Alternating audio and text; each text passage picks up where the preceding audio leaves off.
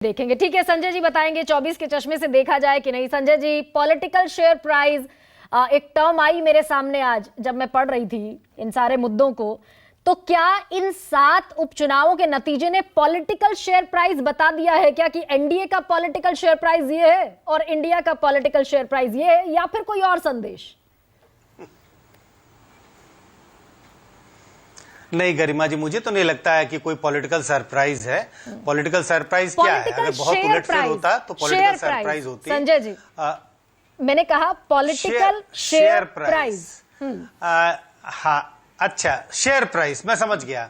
नहीं, political share price का भी सीधा सीधा आकलन नहीं लग रहा है। हम अगर शेयर बाजार की भाषा में बात करें तो अगर शेयर बाजार में तो तमाम शेयर होते हैं, तमाम कंपनियों के शेयर होते हैं। अगर 2-3 कंपनियों के शेयर या ऊपर या नीचे चले गए, उससे पूरे बाजार का आप माहौल क्या है या बाजार का मूड का आकलन नहीं करते। अगर सुबह सुबह या दोपहर में यह पता चले कि किसी एक खास कंपनी की शेयर ऊपर चली गई या किसी दूसरी कंपनी का शेयर का दाम नीचे चले गए, उससे यह नहीं पता चलता कि पूरा शेयर बाजार कैसे शाम तक उसका व्यवहार कैसा होने वाला है। तो ये जरूर है, संदेश तो है। इंडिया गठबंधन के लिए भी संदेश है, एनडीए गठबंधन के लिए भी संदेश है। लेकिन क्या इतना बड़ा संदेश है कि इसको हम एक्स्ट्रापोलेट कर दें 2024 में भी ऐसा ही होगा? अगर ऐसा होना होता तब तो हम कहें 2024 में इंडिया गठबंधन जीत रही है, लेकिन मैं तो ऐसा होते हुए देख नहीं रहा हूं। इसी के लिए इसको मैं 2024 के संदेश के हिसाब से नहीं देख रहा। लेकिन हाँ, बड़ी बात एक जरूर घोषी के चुनाव से जरूर निकल के आती है, जो 2-3 अहम बातें मुझे लगता है जिसका जिक्र केसी त्यागी जी कर रहे थे कि क्या ये संकेत ऐसा दे रहा है कि ओबीसी, दलित और जो लोअर ओबीसी की गोलबंदी होगी क्या? इसके संकेत मिल रहे हैं, लेकिन स्पष्ट रूप से नहीं कहा जा सकता कि लोकसभा के चुनाव होंगे तो गोलबंदी होगी ही होगी।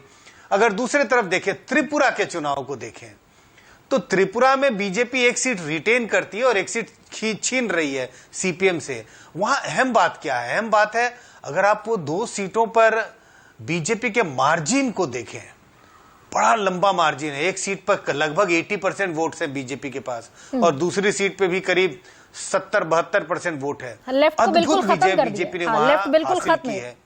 तो बिल्कुल लेफ्ट बिल्कुल डेसिमेटेड है। और एक तीसरा संदेश, अगर बंगाल से बात करें तो बंगाल में इंडिया गठबंधन के जैसा नई चुनाव लड़ रहा था। वहां पर तृणमूल कांग्रेस का भी उम्मीदवार, लेफ्ट का भी उम्मीदवार और कांग्रेस का भी उम्मीदवार। इसके बावजूद तृणमूल कांग्रेस ने बीजेपी से